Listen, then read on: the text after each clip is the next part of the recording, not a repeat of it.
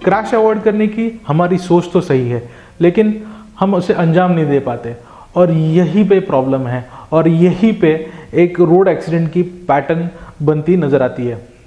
देखिए दोस्तों, क्या हो रहा है, एक ऑब्जेक्ट है आपके सामने, ड्राइवर उसको अप्रोच कर रहा है, अब मालूम पड़ रहा है कि रोक तो नहीं पाएंगे, तो वो क्या करेगा ऐसे हालत में?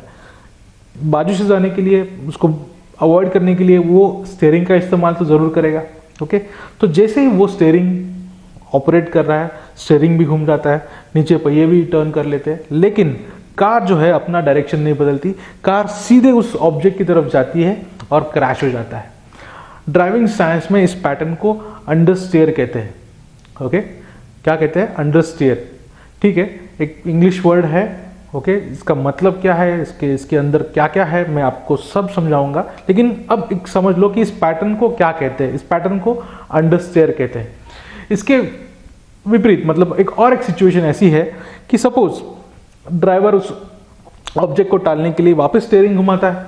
ओके, स्टीयरिंग भी घूम जाता है, नीचे पहिए भी घूम जाते हैं, लेकिन इस वक्त क्या हो रहा है कि कार जितना स्टीयरिंग घुमाया है उससे ज़्यादा घूम जाती है, उससे ज़्यादा टर्न हो जाती है ना। ऐसा होता भी है ना कि मैं तो बच्चे को बचाने गया, रिक्शा को ठोक दिया, मैं तो एक जानवर को बचाने गया, डिवाइडर पर चढ़ गया। तो इस पैटर्न को ज़रूरत से ज़्यादा कार मुड़ जाना, जितना स्टीयरिंग दिया है उससे ज़्यादा कार टर्न हो जाना, इसको ड्राइविंग साइंस में ओवर स्टीयर कहते हैं। दोस्तों, जितने भी ये जो 83% वाले एक्सीडेंट है एब्सेंस ऑफ ड्राइविंग स्किल की वजह से जो हो रहे हैं, उन दोनों के अंदर मतलब उसके अंदर यही पैटर्न आते हैं, अंडरस्टीयर और ओवरस्टीयर। तो इनको समझना, इनके ऊपर पूरा डीपली इसका नॉलेज रखना एक ड्राइवर के लिए बहुत इंपॉर्टेंट है। तो आइए आगे देखते हैं अंडरस्टीयर और ओवरस्टीयर किसे कहते हैं। अंडरस्टीयर मतलब आप कार टर्न करने के लिए स्टीयरिंग घुमाते हैं, लेकिन जितना आपने स्टीयरिंग घुमाया है उतना कार आपको रिएक्ट नहीं करती, उतना टर्न नहीं हो पाती, और कार उसी सही दिशा में, जिस दिशा में आप जा रहे हो वहाँ पे वो स्ट्रेट चली जाती है। मेरे पीछे एक एनिमेशन चल रहा है, आपको उसमें भी आपको समझ में आएगा कि क्या हो रहा है। यहाँ पे व्हील्स टर्न है, लेकिन फिर भी कार स्ट्रेट जा रही है, इसे अंडरस्टीयर कहते हैं।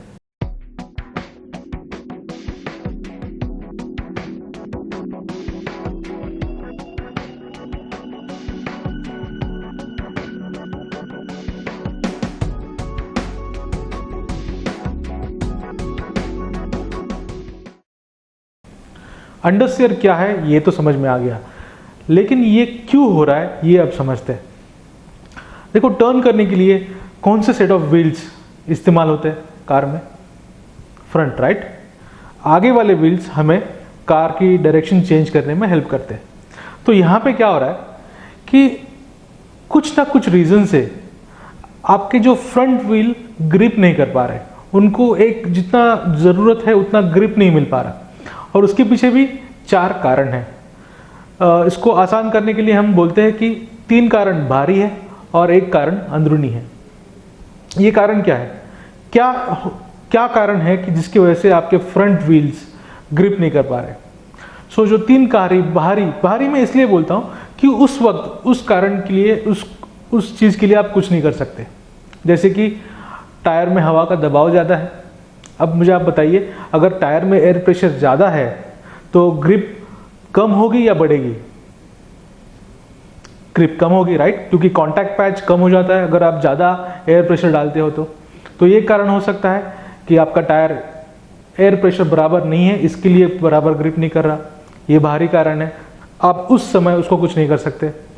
सेकेंड रीज़न क्या होगा कि आपका टायर ही कंडीशन में नहीं है, टायर में बराबर जो उसका ट्रेड है वो पूरा वीक है, वो पूरा वेयर आउट हो चुका है। तो ऐसा टायर क्या बराबर ग्रिप करेगा? नहीं करेगा। तो ये कंडीशन हो सकती है कि टायर ही कंडीशन में नहीं है। ये भी एक बाहरी कारण है, इसको आप तभी कुछ नहीं कर सकते। तीसरा कारण क्या हो सकता है? Road condition. शायद वहाँ पे कुछ रोड कंडीशन स्लिपरी है, ओके, ब्रोकन टारमैक है, बारिश है, ऑयल है, ऐसा कुछ भी हो सकता है जिसकी वजह से स्लिपरी सिचुएशन पैदा हो जाती है। तो ये तीसरी थी रोड कंडीशन। और चौथा और बहुत ही इंपॉर्टेंट कारण, आप खुद यस, आप खुद उस वक्त क्या कर रहे हो? कार टर्न करते वक्त आप खुद कार का बैलेंस कहाँ पे रख रहे हो? आगे रख रहे हो या पीछे रख रहे हो? इसका मतलब आप कार टर्न करते समय ब्रेक मार रहे हो या एक्सीलेटर दबा रहे हो? देखिए, अगर आप ब्रेक मारेंगे तो कार का पूरा वेट कहाँ आएगा? आगे आएगा, राइट? और जब आगे पूरा वेट आएगा, आगे जो दबाव बढ़ेगा, तो आगे की वाली टायर में ग्रिप बढ़ेगी या कम होगी? बढ़ेगी, राइट? तो वैसे ही अगर आप उस वक्त कार का बैलेंस पीछे रख रहे हो, पूरा वेट पीछे जा रहा है, तो आगे वाले पहिए लाइट हो जाएंगे, आगे वाले व्हील्स ग्रिप कम करेंगे। तो इसी तरीके से आप खुद भी इसका कारण बन सकते हो। तो अभी आपको अंडरस्टेयर समझ में आने लगा होगा कि कैसे एक कार अंडरस्टेयर हो सकती है, उसके कैसे 4 कारण होते हैं, 3 बाहरी, 1 अंदरूनी। कैसे अगर आपका बैलेंस, अगर एक्सीलेटर दबाने की वजह से कार का बैलेंस अगर पीछे है, तो फ्रंट टायर कैसे ग्रिप कम करेंगे और अंडरस्टेयर हो सकता है, राइट? तो आइए चलो एक छोटी सी टेस्ट लेते हैं। वापस मैं आपको वही पहला वाला वीडियो दिखाता हूँ और आपको मुझे बताना है कि ये एक्सीडेंट क्यों हुआ है, कैसे हुआ है। और ये तो बहुत ही आसान हो गया, अभी तो इतना तो ट्रेनिंग मैंने आपको दे दी है कि आप इसको पहचान पाएंगे। और वैसे भी ये वही वीडियो है जो मैंने स्टार्टिंग में आपको दिखाई थी। तो आइए देखते हैं इस वीडियो को।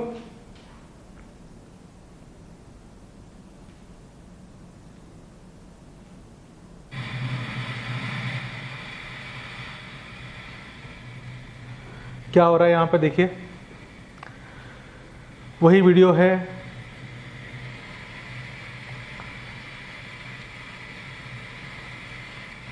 अब वापस ये आउट होगा और इस टर्न पे स्टीयरिंग तो घुमाया इसने, लेकिन कार सीधे बाहर।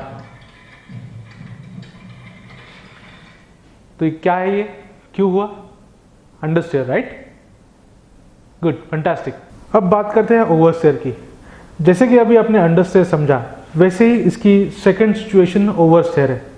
जैसे आप स्टीयरिंग थोड़ा सा स्टेयर करते हो और गाड़ी ज़्यादा मुड़ जाती है, मतलब बच्चे को बचाने के लिए जाते हो और गाड़ी डिवाइडर पे चढ़ जाती है, वो क्यों होता है? जैसे ही अंडरस्टेयर में फ्रंट व्हील्स प्रॉब्लम था, वैसे ओवरस्टेयर में रियर व्हील एक प्रॉब्लम है। अंडरस्टेयर में फ्रंट व्हील्स की ग्रिप कम हो जाती थी, तो ओवरस्टेयर में रियर व्हील्स की ग्रिप कम हो जाती है।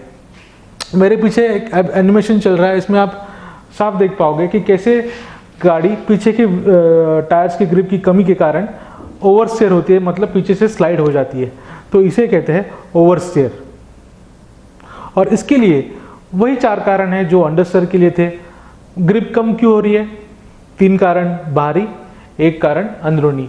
3 कारण कौन से? एक तो हवा का दबाव, second tier condition, third road condition, और फोर्थ आप खुद, कि आप उस समय क्या कर रहे हो।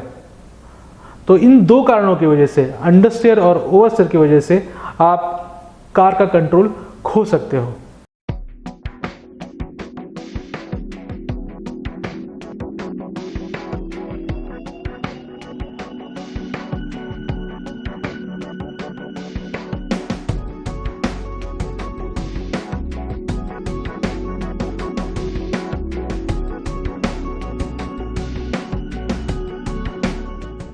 अब आपने देखा कि अंडरस्टेयर और ओवरस्टेयर क्या होता है। इसको पूरी तरीके से आपने समझने की अच्छी कोशिश भी की। मुझे इसमें एक और चीज़ एक एडिशनली आपको बतानी है कि ये सिर्फ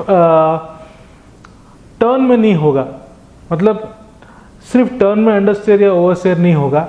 जब भी आप स्टीयरिंग टर्न करोगे, कार टर्न करने के लिए, हम लोग स्ट्रेट रोड पे भी कार टर्न करते हैं ओवरटेक करने के लिए या किसी ऑब्जेक्ट के बाजू से जाने के लिए, तो जब भी आप स्टीयरिंग इनपुट देते हो तब भी अंडरस्टेयर या ओवरस्टेयर हो सकता है। इसमें अंडरस्टेयर तो बहुत ही खतरनाक माना जाता है ड्राइविंग साइंस में, क्योंकि इसको रिकवर करने के लिए बहुत कम टाइम मिलता है। ओवरस्टेयर फिर भी थोड़ा टाइम दे जाता है रिकवर करने के लिए। तो इसको देखो, अगर जो भी एक्सीडेंट बिहेवियरल मिस्टेक नहीं है, ओके, तो वो 95% वो अंडरस्टेयर या ओवरस्टेयर है। उसी की वजह से कार कंट्रोल छूटा है। और एक बार कार कंट्रोल छूटने के बाद फिर कार का क्या होगा ये बता नहीं सकते। मैं आपको यहाँ पे अभी एक ओवरस्टेयर का भी एक एग्जांपल वीडियो आपके साथ शेयर करूँगा, वो भी आपको बताऊँगा मैं। तो ये एक ओवरस्टीयर का एग्जाम्पल है, देखते हैं क्या होता है इस वीडियो में। ये पीछे से कार आई, ब्रेक दबाया और फिर ओवरस्टीयर की वजह से उसने अपना बैलेंस बिगाड़ा और फिर उसका एक्सीडेंट हो गया। तो एक बार अगर अंडरस्टीयर तो मालूम है कि स्ट्रेट कार जाती है और फिर उसका क्रैश हो जाता है, सामने ऑब्जेक्ट से टकरा जाती है क्योंकि वो तुरंत रास्ता छोड़ देती है। ओवरस्टीयर में कैसा थोड़ा बैलेंस बिगड़ता है, फिर कार टॉपल भी हो सकती है, एसयूवी टॉपल भी हो सकती है, फिर आगे ऐसा क्रैश भी हो सकता है। तो ये था ओवरस्टीयर। अभी आपने अंडरस्टीयर और ओवरस्टीयर ये दो पैटर्न समझे। अब बारी है ड्राइविंग साइंस में क्या क्या सिखाते हैं या एडवांस ड्राइविंग ट्रेनिंग क्या क्या होता है वो समझने की। इस एडवांस ड्राइविंग ट्रेनिंग में हम इन डिटेल, अभी तो सिर्फ आपको 10% इस ये माइक्रो एडवांस ड्राइविंग ट्रेनिंग है ना, तो इसमें सिर्फ एक 10-15% पार्ट कवर हुआ है जिसमें अंडरस्टीयर ओवरस्टीयर कवर हुआ है। इसके आगे और टोटल 8 पार्ट है, जैसे advance braking, weight transfer, advance driving line, smart steering techniques, advance gear shifting, tyre and grip, smooth driving techniques, left foot braking और some technical knowledge. Technical knowledge मतलब definitely मैं आपको कोई इंजन जोड़ने के लिए और गियरबॉक्स जोड़ने के लिए नहीं सिखाने वाला हूँ, लेकिन एक ड्राइवर को जितना ड्राइविंग के लिए, देखो मेंटेनेंस के लिए नहीं बात कर रहा मैं, एक ऐसा भी नॉलेज है जो ड्राइवर को ड्राइविंग के लिए एक टेक्निकल नॉलेज होना बहुत ज़रूरी है, वो भी इसमें सिखाया जाएगा। और फिर उस पार्ट का कैसे इस्तेमाल करना है, कैसे सेफ ड्राइविंग के लिए इस्तेमाल करना है, वो भी सिखाया जाएगा।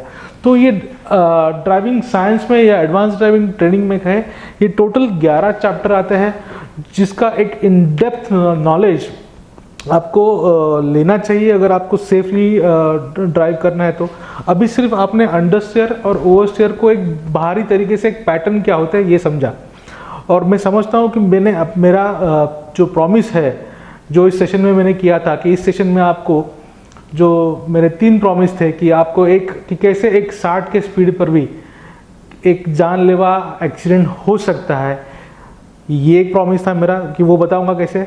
और कार एक्सीडेंट के कोई पैटर्न होते हैं क्या, ये मैं बताऊंगा आपको, तो ये मैंने बता दिए। देखो 60 के स्पीड पर भी अंडरस्टीयर ओवरस्टीयर हो सकता है, हमने तो 40 के स्पीड पे भी देखा, तो ये हो सकता है। और पैटर्न भी यही 2 है अगर वो बिहेवियरल एक्सीडेंट नहीं है तो। अगर वो ड्राइवर अगर नशे की हालत में नहीं है, अगर ड्राइवर अगर मोबाइल पे ध्यान देके गाड़ी चला रहा है, लेकिन एंड में अगर उसको टेक्निकली देखे फिर भी वो कहीं ना कहीं अंडरस्टीयर ओवरस्टीयर ही होगा। तो अंडरस्टीयर ओवरस्टीयर के साथ साथ अभी इसके अंडरस्टीयर के भी पैटर्न होते हैं, ओवरस्टीयर के भी पैटर्न होते हैं, फिर उसे कैसे बचा जाए, है ना, प्रिकॉशंस क्या क्या ले सकते हैं। और फिर भी अगर उसके अंदर चले गए हम लोग, अंडरस्टीयर कार हो रही है या ओवरस्टीयर कार हो रही है, तो उसको कैसे रिकवर कर सकते हैं, इसका इन डेप्थ नॉलेज भी लेवल 2 जो हमारा प्रोग्राम है एडवांस ड्राइविंग ट्रेनिंग, इसमें आपको कंप्लीट नॉलेज मिलेगा। एक भी ऐसा कोई थियोरेटिकल पॉइंट नहीं रहेगा जो आप कल बोलेंगे कि मुझे मालूम नहीं है इस बारे में। तो ये कंप्लीट ये जो नॉलेज है, ये जो नेक्स्ट मॉड्यूल है हमारा एडवांस ड्राइविंग लेवल 2, उसमें आपको मिलेगा। अब हम जैसे कि इस ट्रेनिंग से गुजरे हैं, तो क्या हम कह सकते हैं कि without advance driving knowledge any LMV driver is expose to 100% risk? देखिए, अगर आपको पैटर्न ही मालूम नहीं है, फिर पैटर्न मालूम हो भी गया तो फिर उसको कैसे कंट्रोल करना मालूम नहीं है, उसके पीछे इन डेप्थ नॉलेज क्या है। इंटरनेट में सिर्फ इंफॉर्मेशन है, ओके, और यहाँ पे हमारे पास हम इंफॉर्मेशन के साथ नॉलेज भी बिल्ड करने वाले हैं। और ये ट्रेनिंग सिर्फ थियोरेटिकल नहीं होगा, आपको हम प्रैक्टिकल भी करवाएंगे। यस, मैं और मेरी टीम जो प्रोड्राइव, हम इसका प्रैक्टिकल ट्रेनिंग भी कराते हैं, प्रैक्टिकल एक्सपीरियंस भी कराते हैं। मैंने आपको स्टार्टिंग में कहा था कि आपको हर एक लेवल पे ट्रेन किया जाएगा, सिर्फ थियोरेटिकल और प्रैक्टिकल नहीं, एक्सपीरियंशियली भी आपको ट्रेन किया जाएगा, हर एक प्रॉब्लम के साथ आपको ट्रेन किया जाएगा। तो उसकी वजह से आप एक 100% सेफ ड्राइवर बनते हो और अपने खुद के लिए और अपने परिवार के लिए एक अच्छा स्टेप आप उठाते हो इसकी वजह से। तो क्या हम कह सकते हैं कि without this advance driving knowledge any LMV driver is expose to 100% risk? कह सकते हैं, राइट? Thank you. अब हम थोड़ी मेरे बारे में जानकारी लेते हैं। मैं हूं Kaushik Shinde. Bye education I am automobile engineer. उसके बाद मुझे मोटर स्पोर्ट्स में काफ़ी लगाव था, तो आई डिसाइडेड कि मैं मोटर स्पोर्ट्स में अपना करियर करूँगा as a driver, race driver, rally driver. So I started my journey with karting, then racing, and eventually I have settled in rallying. Rally, देखो अगर इंडिया में रैली और race क्या है, डिफरेंस क्या है, काफ़ी सारे लोगों को मालूम नहीं, लेकिन बहुत ही डिफरेंस है रैलिंग में, रेसिंग में। Racing is more about technical, car horse power और track surface. It's more about engineering, आपकी कार कितनी अच्छी है, ओके। उसमें बहुत ही कम चांस है आपके ड्राइविंग स्किल्स को आपको दिखाना या उसको इवेल्युएट करना या उसको परफॉर्म करना। वेयर एज रैलिंग में काफ़ी चांस है आप अपना जितना, it's not about machine, okay. Railing में आपके पास अगर कितना भी अच्छा मशीन हो, कितना भी अच्छा कार हो, लेकिन अगर आपके पास ड्राइविंग स्किल्स नहीं है तो आप रैलिंग में कुछ नहीं कर पाओगे। सो अगर हम लोग कंपेयर करें, वैसे तो कंपेयर करना नहीं चाहिए, ओके। रेस ड्राइवर अपनी जगह पे है, रैली ड्राइवर अपनी जगह पे, मैं समझता हूँ। बट अगर थोड़ा ड्राइविंग स्किल्स एक्सपीरियंशियली अगर हम लोग कंपेयर करें किसके पास ज़्यादा है या होते हैं, बिकॉज आप समझ सकते हैं ना कि रेस एक क्लोज सर्किट में होता है, क्लीन ट्रैक पे होता है, एक आइडेंटिकल सिचुएशन होता है, और वहीं पे वो लोग राउंड एंड राउंड घूमते रहते हैं race drivers. Whereas rally real road पे होता है, रियल सिचुएशन पे होता है, अलग अलग सरफेस पे होता है, ग्रेवल, टारमैक, आइस, रेन्स, कुछ भी हो, रैली रुकती नहीं है। तो रैली ड्राइवर के पास कार कंट्रोल के लिए, कार कंट्रोल सीखने के लिए भी बहुत बड़ा प्लेटफॉर्म है, कार कंट्रोल एक्सपीरियंस करने के लिए भी बहुत बड़ा प्लेटफॉर्म है, उसको डेवलप करने के लिए भी बहुत बड़ा प्लेटफॉर्म है। तो एक मैं कहता हूँ कि एक फ़र्क है दोनों में, काफ़ी बड़ा फ़र्क है। जैसे कि अगर हम समझे कि एक डॉक्टर, एक MD डॉक्टर है और एक MBBS डॉक्टर है, तो वैसा ही एक रैली ड्राइवर और एक रेस ड्राइवर में काफ़ी बड़ा फ़र्क है। तो मैंने स्टार्टिंग में कार्टिंग से स्टार्ट किया मैं, और आहिस्ते आहिस्ते सर्किट रेसिंग भी किया मैंने, लेकिन मुझे मज़ा ज़्यादा रैलिंग में आया और मैं रैलिंग में सेटल हो गया। इसमें 2 बार नेशनल विनर भी हूँ मैं रैलिंग में, फिर 6 बार ऑटोक्रॉस रेसिंग। ऑटोक्रॉस एक रैलिंग का ही शॉर्ट वर्जन है, उसमें भी 6 बार विनर रह चुका हूँ मैं। लेकिन ये करते करते मुझे जब समझ में आया, इसकी जो ड्राइविंग स्किल्स मैंने समझी, फिर मैंने देखा कि लोगों के पास जो ड्राइविंग साइंस है, जो एक क्रिटिकल कुछ इसमें से ड्राइविंग स्किल्स है, वो अब्सेंस है, वो पता ही नहीं लोगों को इंडिया में। तो मैंने सोचा क्यों ना ही हम इंडिया के ड्राइवर को एडवांस ड्राइविंग ट्रेनिंग और एडवांस ड्राइविंग साइंस सिखा के और बेहतर और सेफ ड्राइवर बनाते हैं। क्योंकि ऑलरेडी इंडिया में ये समस्या थी कि काफ़ी सारे रोड एक्सीडेंट्स हो रहे, काफ़ी सारे लोग रोड एक्सीडेंट्स में अपनी जान गंवा रहे। तो मुझे ऐसा लगा कि नहीं, मुझे मेरे स्किल्स को लोगों तक पहुंचाना है, उनको सेफ बनाना है। तो ये सोच के मैं इस फील्ड में मैंने पिछले 10 सालों से मैं ये काम कर रहा हूँ। काफ़ी जगह पर कॉर्पोरेट ट्रेनिंग भी कर रहा हूँ, उसमें मेनली थियोरेटिकल लेक्चर्स, और जो हमारा कोलाड में जो प्रैक्टिकल सेंटर है वहाँ पर भी basic driver to race driver अलग अलग ट्रेनिंग मॉड्यूल्स है, उसके ऊपर मैं काम करता हूँ, वो सिखाता हूँ मैं। इवन काफ़ी सारे रैली ड्राइवर्स और रेस ड्राइवर्स, उनको भी ट्रेनिंग देता हूँ मैं। मेरी स्पेशलिटी जो है, देखो ये मैं जो कर रहा हूँ वो सिर्फ इसके पीछे मेरा एक, मुझे अच्छा लगता है कि मुझे अच्छा लगता है जो मुझे आता है वो लोगों को सिखाना, ओके, उसमें इंटरेस्ट है मेरा। तो इस वजह से मैं इस फील्ड में हूँ, ओके। और मैं आशा करता हूँ कि मेरा जो ये मिशन है, मुझे जो 1 करोड़ लोगों तक ये जो ड्राइविंग साइंस है और जो कंप्लीट ड्राइविंग ट्रेनिंग है, एडवांस ड्राइविंग ट्रेनिंग है, वो पहुंचाने में मैं आशा करता हूं कि आप मेरी सहायता करेंगे। अलग अलग रीजन से, अलग अलग रीजन से आप मेरे साथ जुड़ेंगे और इस ट्रेनिंग को हम लोगों तक पहुंचाएंगे। धीरे धीरे मेरे बारे में आप और भी जानोगे, जैसे जैसे आप मेरे साथ और टाइम गुजारोगे, मैं क्या करता हूं, मैं कैसे करता हूं, मैंने क्या क्या किया है, ये मेरे बारे में आप और जान जाओगे। लेकिन अब बारी है आपसे कुछ सवाल पूछने की कि हमारा ये micro advance driving training module आपको कैसा लगा। नीचे दिए हुए बॉक्स में, कमेंट बॉक्स में आप कमेंट कीजिए कि आपको ये कैसा लगा। इसमें जो हमने टेक्निक्स पैटर्न्स बताए आपको, अंडर स्टेयर और ओवर स्टेयर, वो कैसे लगे। और दोस्तों अब बारी है, जो मैंने स्टार्टिंग में आपसे एक परमिशन लिया था कि अगर मेरा ये ट्रेनिंग पसंद आता है, आशा करता हूँ आपको ये ट्रेनिंग पसंद आया होगा, और आगे जो मेरे ऑफ़र्स है, जो नेक्स्ट लेवल है, वो मैं आपको ऑफ़र करने जा रहा हूँ। ज़रा ठीक से देखिए इस ऑफ़र को। अगला नेक्स्ट जो ट्रेनिंग है वो आपके लिए क्या होगा, जो पेड होगा। ओके, सो अगला ऑफ़र है मेरा आपके लिए, ये है complete theoretical module advance driving training का। ओके, इसमें आपको complete knowledge, in depth knowledge, जो आप 11 के 11 सेक्शंस मैंने आपको दिखाए थे एडवांस ड्राइविंग ट्रेनिंग में क्या क्या होते हैं, इसमें आपको अंडर स्टेयर और ओवर स्टेयर और डिटेल में आप समझेंगे इसको कि कैसे अंडर स्टेयर के और क्या क्या पैटर्न है, ये कब होता है, इसको कैसे अवॉइड करना है, ओवर स्टेयर कब होता है, इसको कैसे अवॉइड करना है, पूरा थियोरेटिकल। देखो थियोरी तो कंपलसरी है ही, अगर आपको प्रैक्टिकल करना है, प्रैक्टिकल समझना है, तो सबसे पहले थियोरेटिकल समझना होगा।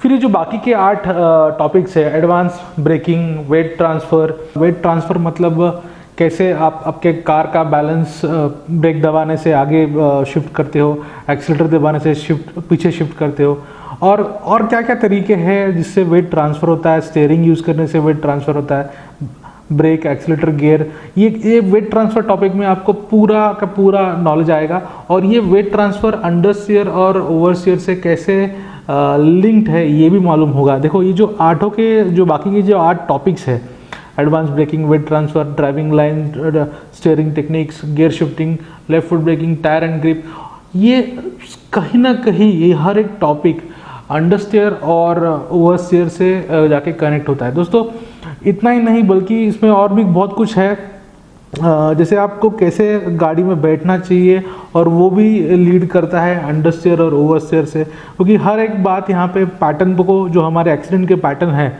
उनको जाके कनेक्ट होती है। तो इसका पूरा नॉलेज आपको थियोरेटिकली तो कम से कम पहले होना ही चाहिए, फिर आप उसको जाके प्रैक्टिकल में ट्राई कर सकते हैं या प्रैक्टिकल ट्रेनिंग ले सकते हैं उसका।